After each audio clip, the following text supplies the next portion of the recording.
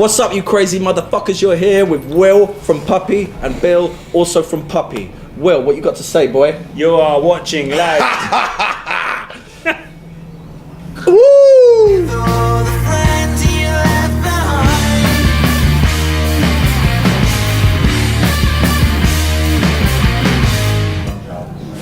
Dropped today.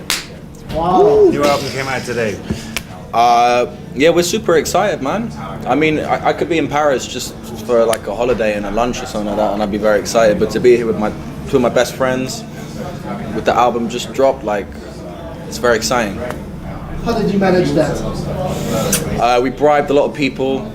We blackmailed some people. We got a lot of inside information about the Illuminati and Universal, and we called them up and we said, look, if you don't give us a shot at success, we're gonna leak this to the top papers in the world, and everyone's gonna know that, you know, Jay-Z did X, Y, and Z, and Lady Gaga is, you know, The moon landings were fake and all that kind of stuff. Exactly. We were going to blow the lid off the whole thing, but they told us, keep quiet, we'll release your album on Universal. And I said, okay, but can you book us a suite in the Hard Rock Cafe and do some interviews in there? And they said no, and I said, well, we're going to release the JFK assassination tapes, and they said, okay, we'll get you the thing. And we said the only stipulation was that we need at least 20 brownies with Glacier cherries. Yeah, not just any Glacier cherries, but Butters ones as well. No, these are the ones. These are the ones. Yeah. So With merci miniature beaucoup. flags. Miniature flags. So that's it. That's how it happened. So that happened, baby. You heard it here first. With all the friends you left behind.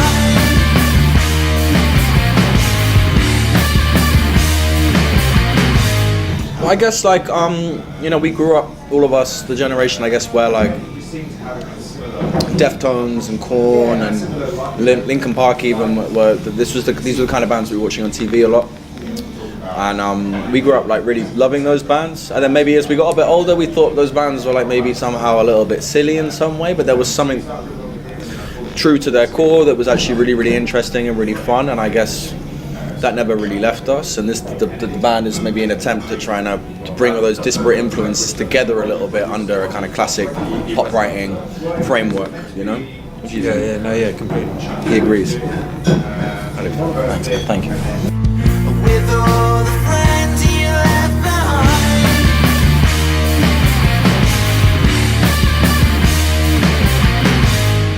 We did the first half of the album in a place called Rockfield, which is on the border of Wales in England, like very remote, beautiful farmland. And we were super excited to be recording there. That's where Queen did like a lot of their most iconic music. They still have like the grand piano that Freddie Mercury used to like write Bohemian Rhapsody on. That's like in the room. And like Oasis recorded the second album there, and like there's a lot of really cool shit that's happening in that studio. So we were super excited to start recording it there.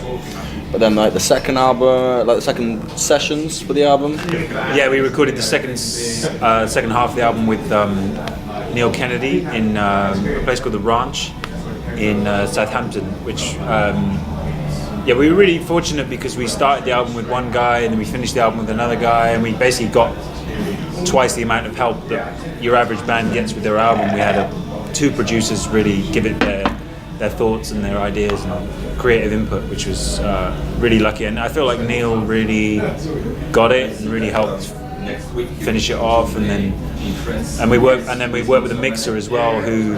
Start again. Adrian Bushby mixed the album, and he did a really great job of bringing together not only the disparate elements of our sound, which is quite batshit sometimes, you know, it's like Wowie Zowie era Pavement on one hand, and like Diary of a Madman Ozzy, and maybe like Around the Fur Deftones.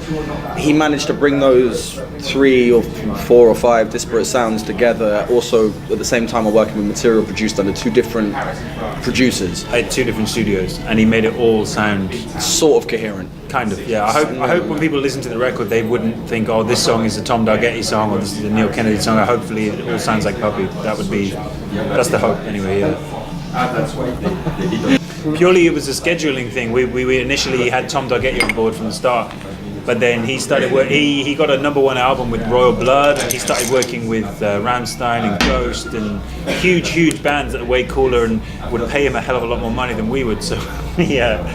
understandably, he left the project, or it wasn't that he left the project, but he couldn't, he couldn't work with us for extended periods of time when we needed to get this album out. You know, we're not getting any younger, so we wanted this album done, man. So we finished the project with Neil, and it ended up actually being a blessing in disguise because Neil, really, of the two producers, I feel like Jock and Neil really hit it off. They spent a lot of nights together, cuddled up by the fire. Hate camera. Hey, camera, baby. Yeah, and their romance can really be heard throughout the second half of the album. Most of the lyrics on this album, before you ask, are about Neil Kennedy. Yeah. No, about Neil Kennedy. So Jock just had a really good working relationship with the producer on our album. I think they was quite instrumental to a lot of that stuff. Yeah. With all the friends you left behind.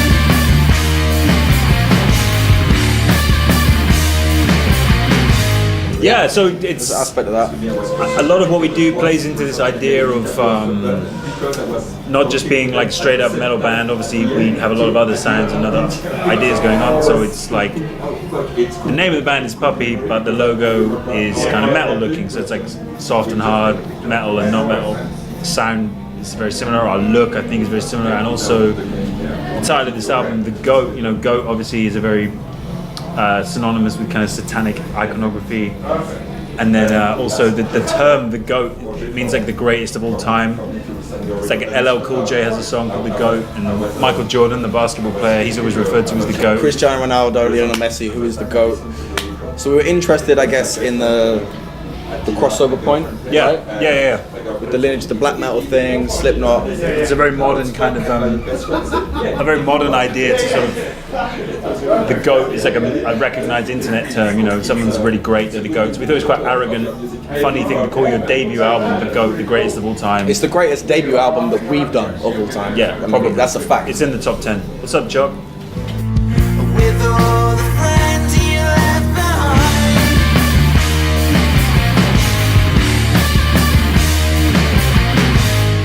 Just a week or so, 8 or 9 dates around the UK, yeah. And But it will change the face of our April calendar. yeah, and then before that, we're going to America as well, also. So Oh shit, yeah. we're going to play South by Southwest in Texas in March, and Little town called New York. New York City will be our The debut. Windy City.